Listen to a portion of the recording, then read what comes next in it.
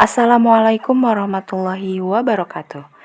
Berjumpa lagi di channel Bu Leni.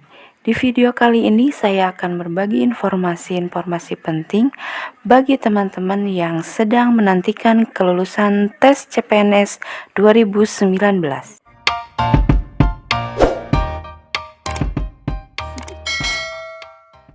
Jadi, pada tanggal 15 Oktober 2020, tepatnya pada hari Kamis, BKN telah mengadakan live streaming tentang media briefing persiapan penetapan kelulusan CPNS 2019. Videonya itu sangat panjang, yaitu 1 jam 30 menitan. Tapi di sini saya sudah mencatat beberapa poin penting yang wajib teman-teman ketahui. Yang pertama yaitu pengumuman hasil integrasi SKD dan SKB. Ini akan dilaksanakan pada tanggal 30 Oktober 2020. Dan ini ada kabar gembira bagi teman-teman yang sudah beranggapan kalah oleh pesaingnya. Jadi ada pengisian formasi kosong baik di instansi pusat maupun di daerah. Nah, di sini dijelaskan bahwa formasi kosong dapat diisi oleh peserta yang melamar pada jenis formasi lainnya dengan jabatan, kualifikasi pendidikan, dan unit penempatan atau lokasi formasi yang sama, serta memenuhi nilai ambang batas atau passing grade pada SKD, formasi umum, dan berperingkat terbaik. Ini untuk jenis formasi umum, disabilitas, dan cum laude. Khusus untuk formasi daerah, apabila formasi masih tidak dapat dipenuhi, maka dapat diisi dari peserta yang melamar pada jabatan dan kualifikasi pendidikan yang sama dari unit penempatan atau lokasi formasi yang berbeda, serta memenuhi nilai ambang batas atau passing grade SKD, formasi umum, dan berperingkat terbaik. Jadi misalnya ada guru SD di kabupaten tertentu yang membutuhkan formasi 20 atau 10 misalnya, tapi yang terpenuhi yaitu hanya 7 formasi, berarti ada kekosongan 3 formasi. Nah, untuk mengisi formasi kosong tersebut, maka seluruh peserta yang mengikuti SKB akan di-ranking dan akan dibawa 3 terbaik untuk mengisi 3 formasi yang kosong. Nah, jadi apabila teman-teman mempunyai nilai yang cukup bagus, tidak salahnya apabila teman-teman terus berdoa, semoga teman-teman bisa terjaring untuk memenuhi atau mengisi formasi kosong. Selanjutnya penentuan kelulusan.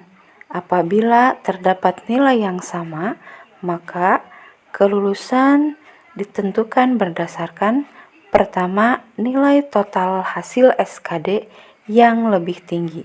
Jadi apabila ada formasi yang nilai pesertanya itu sama, maka akan dilihat mana yang lebih besar nilai SKD-nya. Nah, apabila dua-duanya sama juga, akan diurutkan berdasarkan nilai TKP, TIU, dan TWK. Jadi akan dilihat nilai manakah yang TKP-nya lebih besar atau TIU-nya lebih besar, dan yang terakhir nilai TWK-nya lebih besar. Nah, apabila 2 poin tersebut masih saja sama, yang ketiga yaitu diurutkan dengan nilai IPK tertinggi, baik itu yang melamar formasi S1 atau yang melamar formasi SMA sederajat. Nah, jika ketiga poin ini masih sama, maka ada poin terakhir yaitu penentuan kelulusan didasarkan pada usia tertinggi. Jadi, peserta yang sudah berumur itu akan mendapat poin lebih dari yang lebih muda.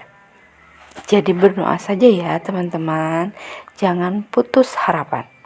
Nah, untuk pemberkasan CPNS 2019 ini, BKN menargetkan seluruh berkas itu diupload melalui web SSCASN. Jadi peserta diwajibkan untuk mengunggah dokumen yang telah diumumkan sebelumnya pada web SSCASN. Nah, di sini ada mekanisme penempatan NIP-nya. Silahkan teman-teman pelajari. Nah, di situ sudah ada alur-alurnya. Selanjutnya yaitu pemberkasan dan penetapan NIP.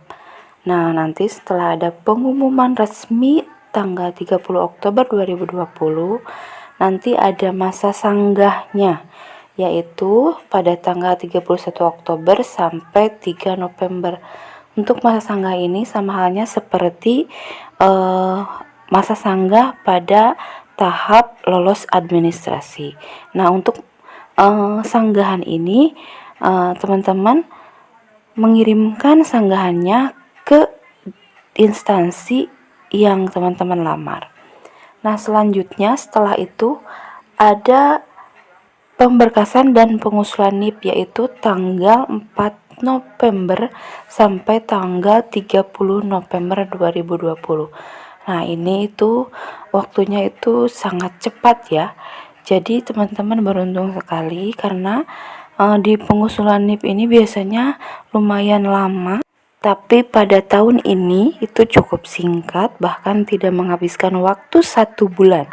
Jadi teman-teman bersyukur sekali karena prosesnya itu lumayan cepat ya, sehingga nanti pada 1 Desember itu sudah diperkirakan sudah menjadi TMT teman-teman bekerja di instansi yang teman-teman lamar.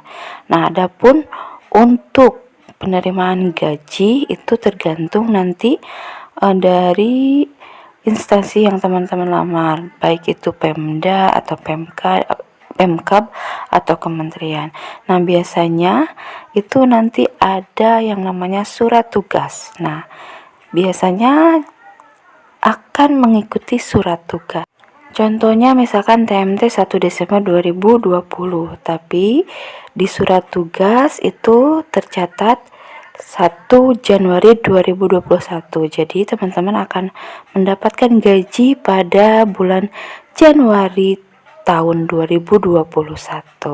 Jadi semoga saja prosesnya juga cepat sehingga teman-teman bisa segera bekerja mengabdi pada negeri dan juga mendapatkan hak teman-teman, yaitu berupa gaji.